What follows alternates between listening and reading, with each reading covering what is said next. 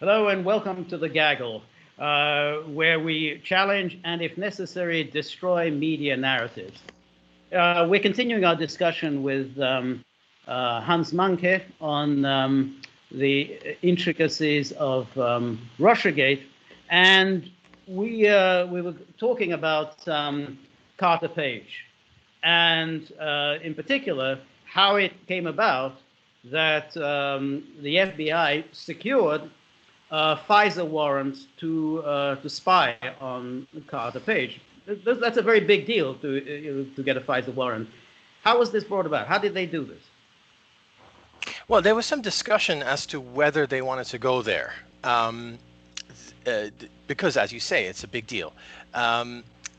So they only, in fact, got it towards the end of October, which is kind of, we're getting to the end of the campaign. There were discussions that we kind of see bits and pieces coming out of the declassified documents as to whether they really want to go there. Now, one of the theories is that, everyone knows about this insurance policy. Could it have something to do with that? I think there's a good chance that when Peter Strzok brought up the insurance policy, it might have something to do with that. We don't know for sure. This was back in August, but then it still took them a while. They didn't have enough information to get the Fisa, even in their corrupted ways. There was just not enough there. Some guy in London, Papadopoulos, talking about something in a bar, that's not going to be enough, especially because Page was never brought up. His name was never brought up. There's no nexus there. This is all just kind of the people at the FBI just kind of assuming stuff. The thing that really made it possible for them to get the Fisa was the Steele Dossier. Now, kind of officially, they got it at some point in September. And then, of course, they had a wealth of information in there. Of course, it's not real information, but nonetheless, they had a wealth of stuff in there. Page. He's all over the dossier.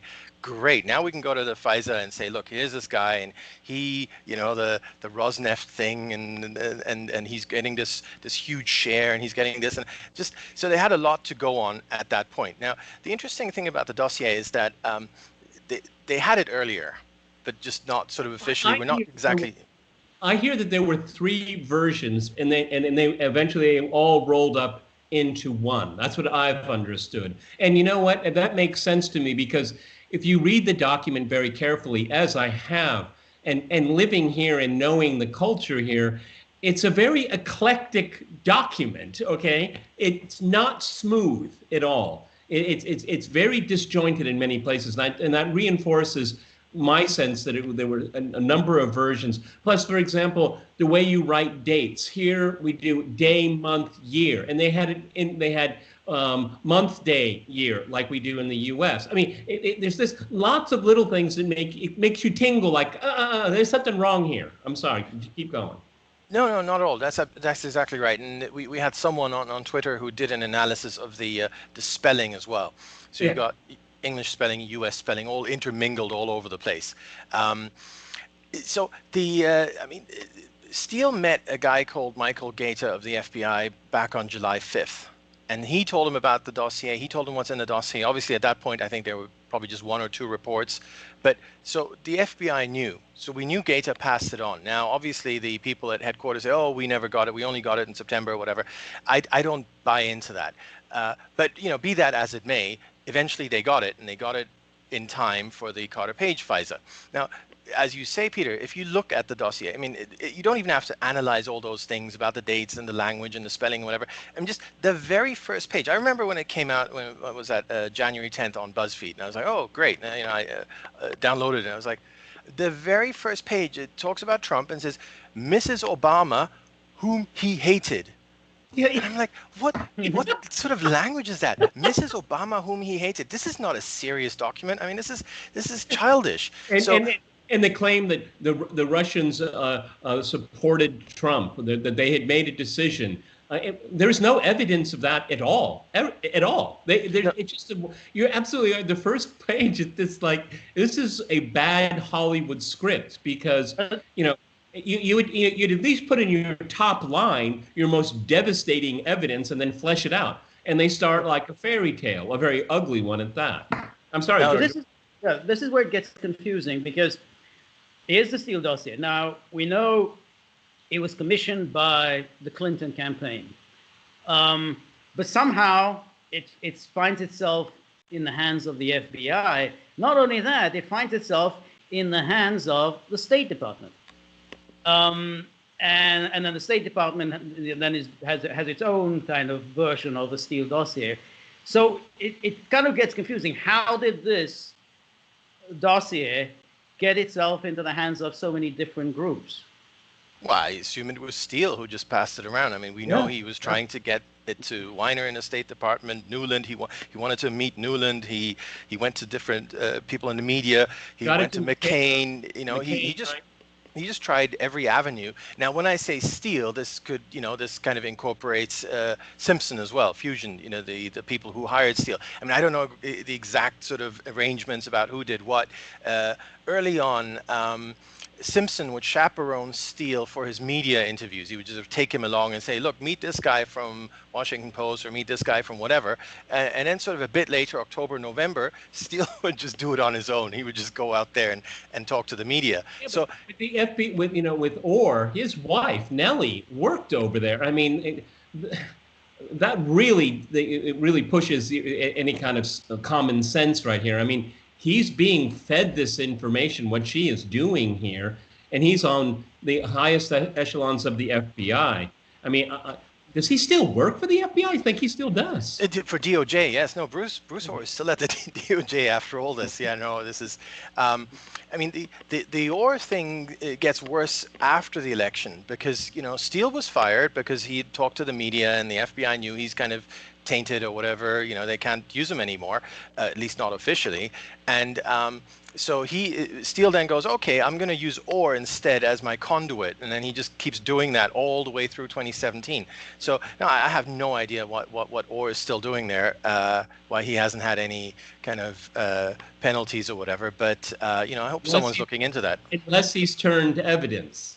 True, yeah.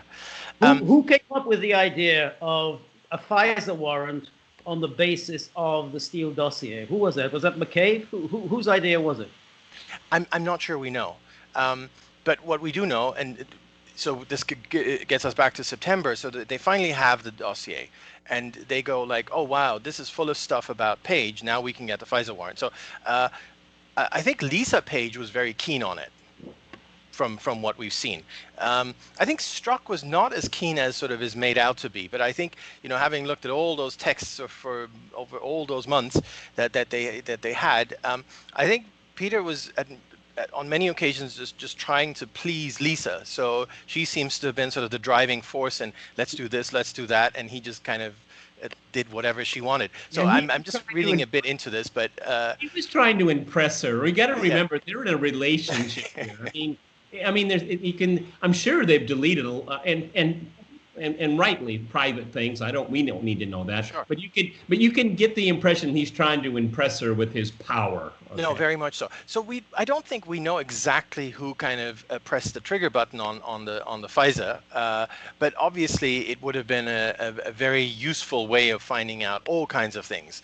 And I think the expectation was that they would find something, anything. I mean, if you look at anyone's life at that detailed level, where you have all their emails, all their calls, everything. They even went to his apartment and physically searched the whole place. That was part of it too. Poor Carter Page, literally had his whole life turned upside down. I think you do that to almost anyone, and you're going to find some bad stuff somewhere. And it seems like they didn't find anything. So that was... It's a Boy Scout, okay? He is, yeah. I mean, have you seen his interviews? I mean, he doesn't strike me as the brightest guy, but he strikes me as a really keen guy, okay? And I read reports of his meetings, public meetings in Moscow, and he was saying, why shouldn't we get along with Russia? I mean, have you heard that before? That's what Trump said. Why not? Why not get along better? Outside of that, I mean, I've always hoped that he will sue the pants off the U.S. government and buy a Caribbean island for himself, but he doesn't seem to be keen on that. Yeah, no, he has some lawsuits going on, but I agree. He has, out of all of these people, he certainly has the biggest claims for sure. But so coming back to using the dossier to get the Fisa, I mean, I think we all agree that, let alone just a normal everyday person who reads the dossier and goes like, this is childish.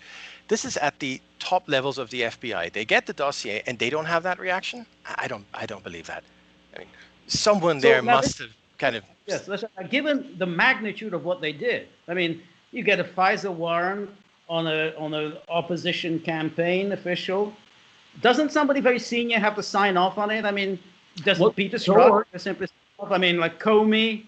Don't remember Rosenstein? I remember it like it was yesterday when he was asked, because his name is on one of those Fisa warrants, and he was grilled. Did you read it? He said, I signed it. But did you read it? He wouldn't answer the question. We have a mechanism at the agent. Blah, blah, blah. Did you read it? He would not answer the question. Well, Comey signed the first one, and Comey, I think Comey's excuse was, I was not the affiant, so he didn't. He only signed he only put on the final signature, but he didn't put on the signature that promises that everything is correct.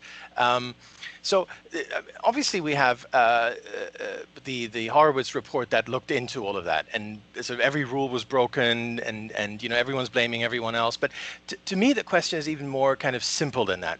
It's just, you don't need to have read anything in the FISA. You wouldn't have you don't need to read anything at all, aside from the first page of the dossier. Just read the first page of the dossier, and you just go, no, this doesn't work. So, and this is where, you know, they're all being very, very untruthful, because whoever looked at the dossier, and they would have had access, obviously, no, this is not real.